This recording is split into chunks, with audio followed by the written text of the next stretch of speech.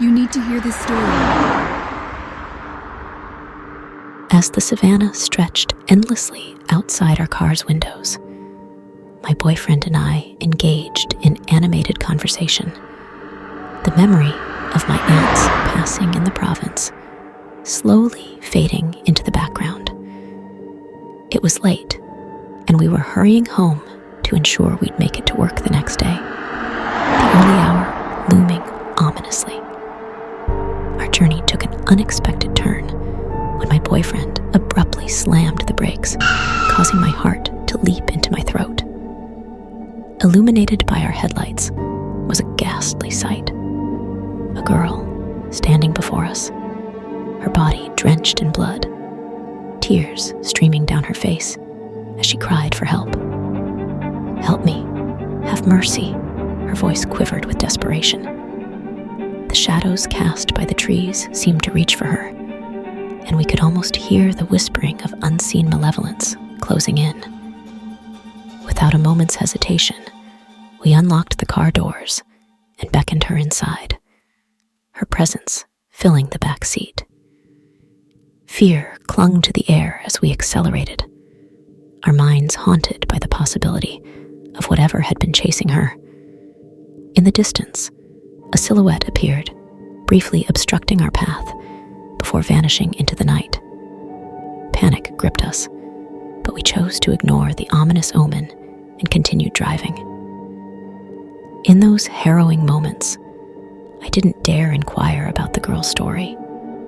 Her tear-streaked face told of unspeakable horrors, and I worried that any question might unleash a flood of trauma. Instead, I offered her a bottle of water, which she accepted gratefully. As the miles rolled on, the province we'd departed from slowly faded from view. In the relative safety of our car, I ventured to ask her about her origins. She began to speak, her voice trembling, revealing that she hailed from the very province we'd left behind. She shook uncontrollably as she recounted her tale, her voice barely a whisper. She mentioned something peculiar. How the car we'd seen stopped earlier was occupied by a solitary rider who had mysteriously vanished. The words hung heavily in the air, chilling me to the bone. My fear demanded further clarification, and as she raised her face, I recoiled in horror. Her once bloodshot eyes now held an eerie tranquility. It was then that I noticed it. The blood smeared grotesquely across her lips, forming a nightmarish grin. In a heartbeat, a dreadful strength surged from within her, pinning me to the back seat with a force beyond comprehension. Agonizing pain seared through my neck as her teeth sank into my flesh.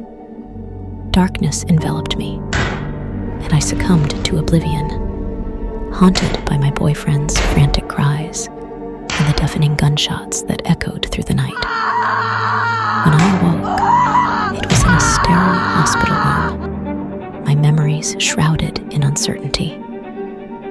Had it all been a nightmare conjured by the desolate Savannah? Or had we unwittingly crossed into a realm of terror, ensnared by the haunting hitchhiker's malevolent curse?